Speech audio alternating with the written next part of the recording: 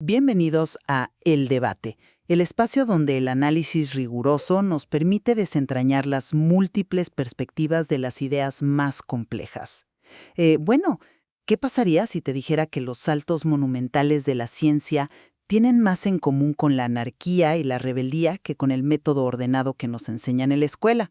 Es una locura pensarlo así de buenas a primeras. Digo, solemos imaginar la ciencia como un edificio meticulosamente construido, ¿no? Exacto, donde cada bloque de datos se coloca cuidadosamente sobre el anterior, formando esta escalera predecible y súper segura hacia la verdad absoluta. Es una imagen arquitectónica hermosa, sin duda.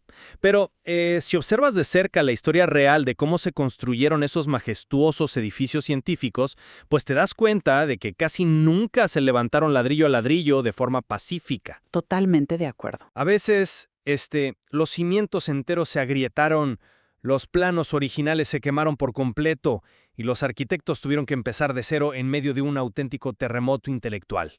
Y esa tensión histórica nos lleva directo a la pregunta central de nuestra discusión de hoy.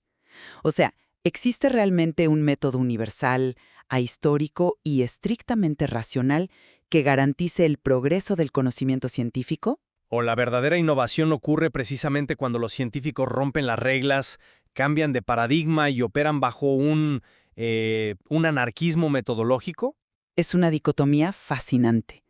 Y bueno, esta exploración surge a partir del profundo trabajo epistemológico sobre el concepto de ciencia planteado por la investigadora Leonarda García Jiménez. Así es. Ella pone en el cuadrilátero a verdaderos titanes de la filosofía de la ciencia, ¿no? Karl Popper, Thomas Kuhn, Imre Lakatos y Paul Feyerabend. Sí, analizando cómo estas visiones chocan entre sí y sobre todo cómo se aplican al terreno siempre resbaladizo de las ciencias sociales. Y para ser claros desde el principio, mi postura es la siguiente. Yo sostengo que la ciencia, para no convertirse en un dogma o en simple charlatanería, requiere un marco metodológico estructurado. Ajá. Un marco basado en la falsación empírica y en programas de investigación racionales. O sea, necesitamos reglas muy claras para distinguir el conocimiento genuino de la mera especulación. Claro, entiendo por qué te posicionas ahí. Pero por mi parte argumento que la historia pura y dura demuestra que el progreso científico jamás ha sido lineal ni estrictamente metódico. ¿A qué te refieres exactamente con eso? Pues a que avanzar requiere revoluciones. Revoluciones que destruyen por completo las visiones anteriores. Y exige una flexibilidad radical donde en los momentos más cruciales, digamos que todo vale. A ver, vamos a desglosar esa necesidad de rigor, porque creo que es el único ancla que tenemos contra el autoengaño. Si empezamos con el empirismo de Popper, hay un concepto central fascinante, sobre la psicología humana. Te escucho. El ser humano tiene una tendencia natural a buscar confirmación de lo que ya cree. O sea, si yo creo que todos los cisnes son blancos, voy a pasar mi vida buscando cisnes blancos y sintiéndome muy segura de mi teoría. Popper dice que la verdadera ciencia debe hacer exactamente lo contrario. Buscar el cisne negro, claro. Exactamente. El conocimiento fáctico debe ser analítico, preciso y fundamentalmente falsable. La ciencia avanza mediante un mecanismo deductivo implacable llamado modus tollens. Un término muy de manual, sí. Pero es clave. Esto significa que cuando diseñas un experimento, tu teoría tiene que estar en riesgo de morir. Si los resultados chocan con la predicción empírica, la teoría es falsada y se descarta o se modifica sustancialmente. Es un filtro duro, lo admito, pero es lo que nos separa del mito. Ese es el gran ideal popperiano. Y mira, suena elegantísimo en un aula de lógica universitaria. El problema es que es un mito histórico. ¿Un mito? ¿Por qué lo dices? Porque los científicos reales, en la práctica, jamás desechan teorías brillantes al primer choque con una observación empírica discordante. Y aquí es donde las ideas de Thomas Kuhn y posteriormente Imre Lakatos nos dan un baño de realidad tremendo.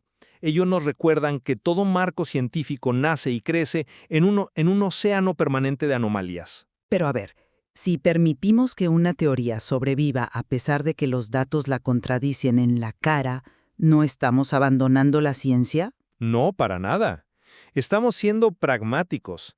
Fíjate en uno de los ejemplos más grandes de la historia, la teoría de la gravitación universal de Isaac Newton. Ajá. Cuando Newton la formuló, Las observaciones empíricas de la órbita de la Luna simplemente no encajaban con sus ecuaciones. Había una discrepancia enorme ahí. Si Newton hubiera sido un popperiano estricto, habría tenido que decir, vaya, los datos empíricos falsan mi teoría, debo tirarla a la basura. Pero no lo hizo. Exacto, no lo hizo, la mantuvo. Y décadas después se descubrió que el problema no era la teoría de Newton, sino que las matemáticas y los instrumentos de la época eran insuficientes para hacer el cálculo correcto. O sea, la evidencia empírica puede estar equivocada, no la teoría. Bueno, tengo que admitir que el ejemplo de la órbita lunar es un golpe duro para el falsacionismo instantáneo. Entiendo tu punto. Pero permíteme ofrecerte una perspectiva distinta, una analogía sobre cómo debería funcionar este rigor. A ver, sorpréndeme. Piensa que el falsacionismo es como un escultor tallando un bloque gigante de mármol. Quizás el escultor no sabe exactamente cómo es la figura perfecta de la verdad, pero su cincel sabe perfectamente que trozos de piedra definitivamente no pertenecen a ella. Claro, va descartando. Exacto. Al ir descartando el mármol sobrante, detectando errores empíricos, la forma de la realidad se va revelando. Si aceptamos que una teoría puede escudarse para siempre en ese, como tú dices, océano de anomalías, el escultor simplemente dejaría la piedra intacta y diría, la estatua está ahí adentro, confíen en mí. Eso ya no es ciencia, eso es fe. ¡Wow! La metáfora del escultor es visualmente muy poderosa, te lo concedo. Pero ¿qué pasa si el escultor, después de años de tallar, descubre que no está trabajando con mármol, sino con hielo, y que sus cinceles ya no sirven para nada? ¿Cómo así? Pues que aquí es donde la idea de un progreso continuo, racional y acumulativo choca contra la pared de la historia. Thomas Kuhn explica magistralmente que la ciencia no avanza sumando datos gradualmente. Opera en largos periodos que él llama ciencia normal. Que es cuando los científicos simplemente resuelven pequeños acertijos sin cuestionar las bases, ¿correcto? Exacto. Operan dentro de un paradigma, que es una visión completa del mundo con sus propias reglas y métodos. Imagínate la medicina del siglo XIX. El paradigma reinante era la teoría miasmática. Así, la idea de que las enfermedades como el cólera se transmitían por malos aires. O por vapores emanados de materia en descomposición. Sí, los médicos hacían ciencia normal bajo esas reglas. O sea, mejoraban la ventilación, diseñaban alcantarillados, pero empezaron a acumularse anomalías.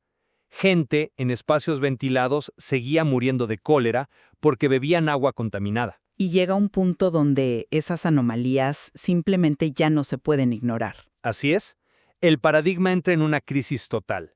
Y no se da un pasito metódico hacia adelante, se da una revolución científica completa. Pasteur y Koch introducen la teoría microbiana.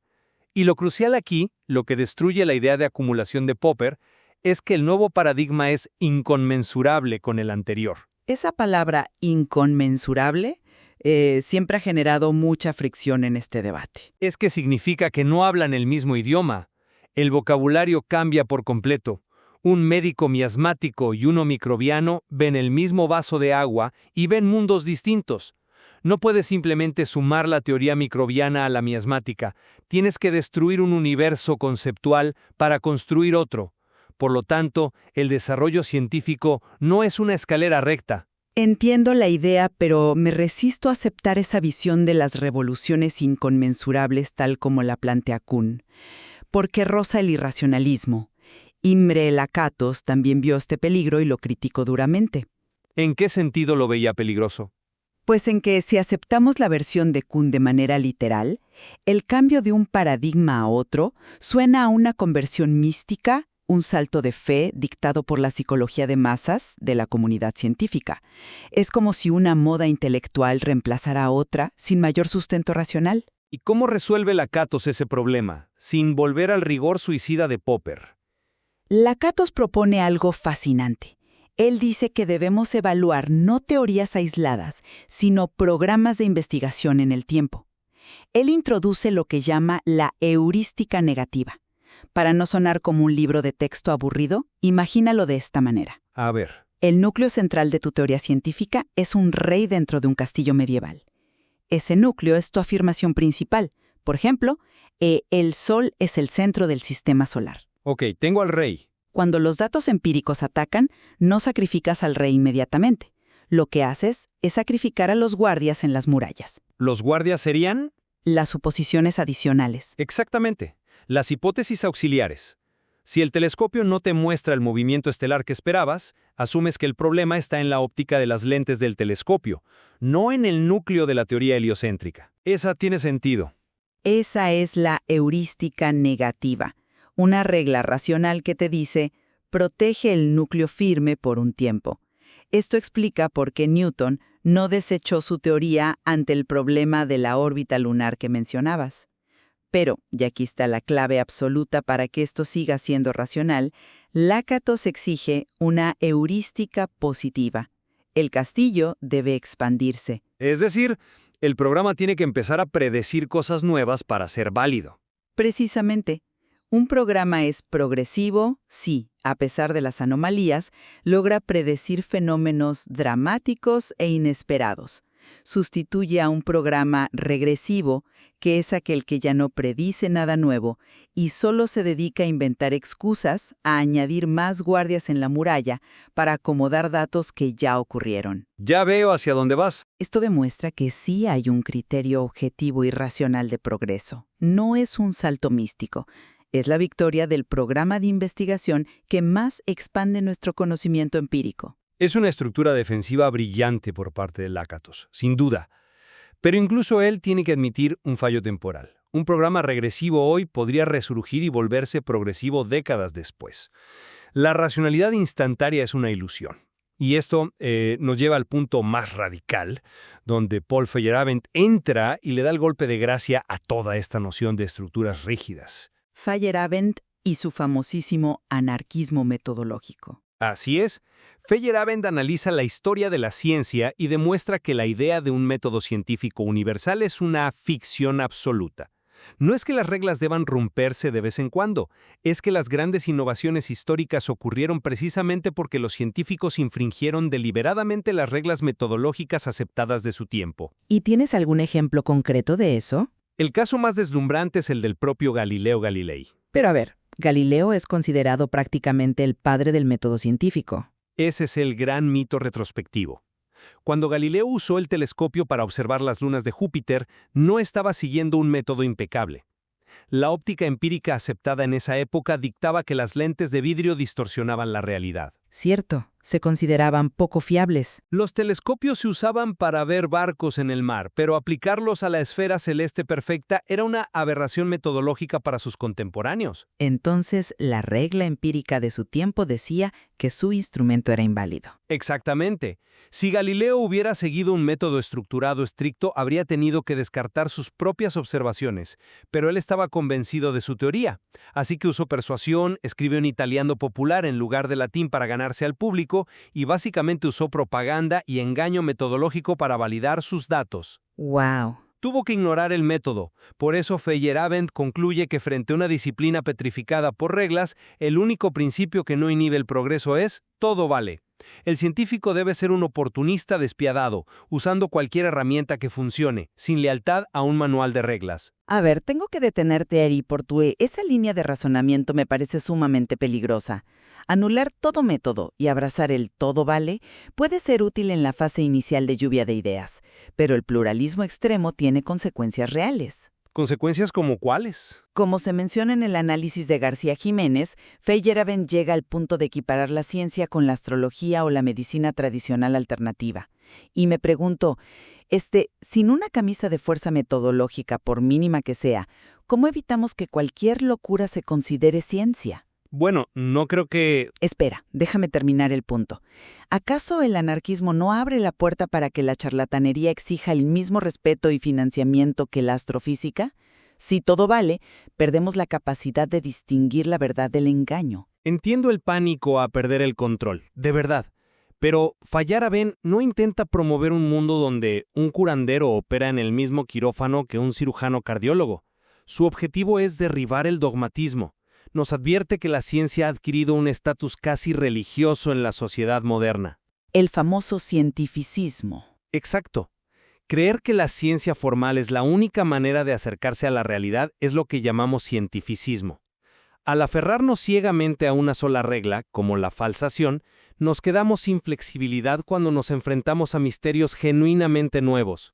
El riesgo de estancarnos bajo una tiranía metodológica donde ideas brillantes mueren porque no encajan en el formulario es mucho peor que el riesgo temporal de lidiar con ideas excéntricas. Bueno, reconozco el valor de desafiar la arrogancia científica, y creo que donde esta flexibilidad se vuelve no solo útil, sino vital para la supervivencia de la disciplina, es al trasladar todo este intenso debate filosófico al terreno de las ciencias sociales. Totalmente. Y aquí es donde el texto de Leonarda García Jiménez hace un aporte fundamental, especialmente mirando hacia campos como la sociología o la comunicación. Porque en la física moderna, las partículas subatómicas no leen tus teorías y deciden cambiar su comportamiento para llevarte la contraria. Claro, ese es el puente crucial. El sujeto de estudio en las ciencias sociales es el ser humano, un sujeto activo, interpretativo, dinámico y que reacciona a su entorno. Cuando intentas aplicar el corsé del método deductivo estricto de las ciencias naturales a la sociedad, destruyes la esencia misma de lo que estás intentando estudiar. Se pierde la complejidad, sí. Aislar a una persona en un laboratorio hipercontrolado para estudiar cómo se comunica políticamente te dará datos matemáticamente precisos, pero absolutamente estériles e irrelevantes para la realidad de las calles. Porque hay un efecto de retroalimentación constante. Totalmente. Piensa en una teoría económica. Si un físico predice la trayectoria de un cometa, el cometa no cambia de rumbo tras salir en las noticias. Pero si un economista predice públicamente que habrá escasez de papel higiénico, la gente entra en pánico, va a los supermercados, vacía los estantes y provocan exactamente la escasez que se predijo. Se vuelve una profecía autocumplida. Exacto. El conocimiento social se convierte en parte del sistema que estudia. Por eso, el enfoque pluralista e incluso anárquico de Feyerabend y la flexibilidad de Kuhn no son un defecto en las ciencias sociales, son una adaptación obligatoria a un ecosistema humano vivo. Concuerdo plenamente en que la rigidez de la física clásica no puede importarse tal cual a lo social. Sin embargo, y volviendo un poco a Lakatos, las ciencias sociales necesitan urgentemente definir su identidad. Siempre han estado en esa crisis de identidad, es cierto. Históricamente han sufrido un complejo de inferioridad, siendo vistas como hermanas menores, casi literarias, frente a la física o la química. Para superar esto, las ciencias sociales no pueden simplemente encogerse de hombros y decir, somos complejos, así que todo vale.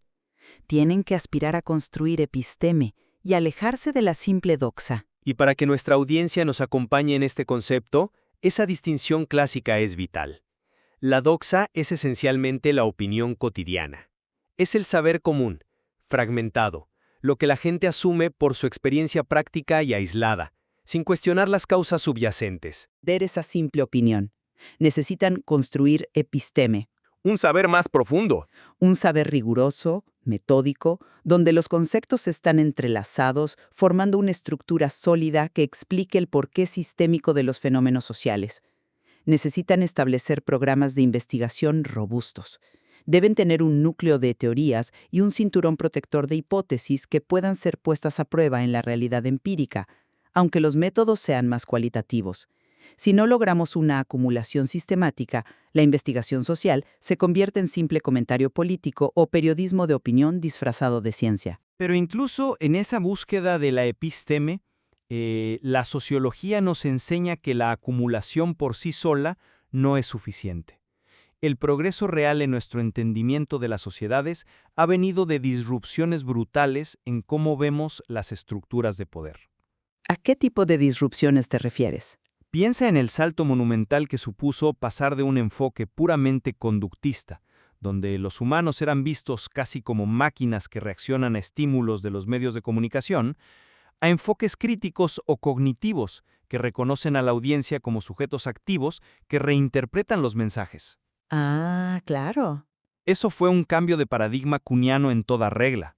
No sumamos conocimiento, rompimos la óptica anterior por completo. Creo que estamos convergiendo de manera muy natural en este punto y nos permite destilar las lecciones más profundas que este marco epistemológico nos deja. Para recoger mi postura a lo largo de este análisis, yo diría que la ciencia, sea natural o social, no es la dueña de una verdad absoluta e inmutable. Definitivamente no. Nunca lo será.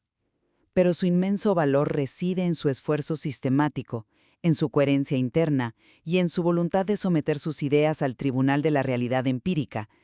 Ese andamiaje racional, esa insistencia en falsar errores y construir programas de investigación progresivos es la única herramienta consistente que tenemos para que el progreso intelectual humano no colapse en el dogma absolutista o, peor aún, en un relativismo donde todas las ficciones valen lo mismo.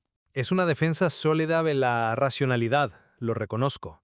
Pero mi conclusión desde la orilla contraria sería que la lección más grande que la historia de la ciencia nos grita es la necesidad de humildad. La humildad siempre hace falta. Las verdaderas revoluciones científicas, las que han transformado radicalmente nuestra cosmovisión, ocurren invariablemente cuando alguien se atreve a cuestionar los cimientos mismos de lo que en su momento se consideraba metódicamente correcto. La diversidad metodológica, el atreverse a jugar fuera de las reglas, no es el enemigo del rigor científico, sino su motor de creatividad. Sin una dosis de anarquismo estaríamos atrapados resolviendo los mismos rompecabezas menores para siempre. Pues a pesar de este profundo contraste sobre el camino hacia la verdad, hay una convergencia fundamental entre ambos, que resuena poderosamente en el trabajo de García Jiménez, Y es el rechazo frontal e innegociable al cientificismo. que afirma que la ciencia empírica es el único, exclusivo y superior camino válido hacia el entendimiento humano, reduciendo al absurdo o despreciando el arte, la filosofía o la intuición social. Como dice el texto implícitamente, no hay actitud más peligrosa y anticientífica que el cientificismo. La ciencia es una herramienta formidable, pero no agota la complejidad de la experiencia humana. Es, al fin y al cabo, una representación deliberada de la realidad. Es un cuadro abstracto, altamente codificado, que interconecta fenómenos para que nuestra mente pueda procesarlos. Simplifica el universo para que sea comprensible, pero comete un error fatal si tiene la arrogancia de creer que el mapa es el territorio completo. Lo cual nos deja con una profunda advertencia y una invitación a la humildad continua. La definición misma de lo que llamamos ciencia no es una estatua de mármol terminada, es un organismo vivo, conflictivo y en perpetua mutación. Así es. Y esa es la reflexión central que queremos dejar hoy. La próxima vez que lean un artículo de investigación, que vean el desarrollo de una nueva vacuna o que analicen un estudio sobre el comportamiento de las masas en redes sociales, deténganse a pensar. Estamos presenciando el meticuloso trabajo de la ciencia normal, añadiendo un ladrillo racional más a nuestro gran edificio del conocimiento. ¿O acaso están sintiendo, quizás escondido en esos datos extraños que nadie sabe cómo explicar, el primer temblor sutil de un cambio de paradigma? El aviso temprano de una revolución anárquica que pronto alterará todo lo que creíamos saber sobre la realidad. Ese es el misterio inagotable y la belleza de la mente curiosa. Como es costumbre en nuestro espacio, no estamos aquí para emitir un veredicto final sobre quién tiene la razón, entre las reglas del método o la liberación del anarquismo. Dejamos esa conclusión en sus propias manos. Hasta la próxima edición de nuestra discusión.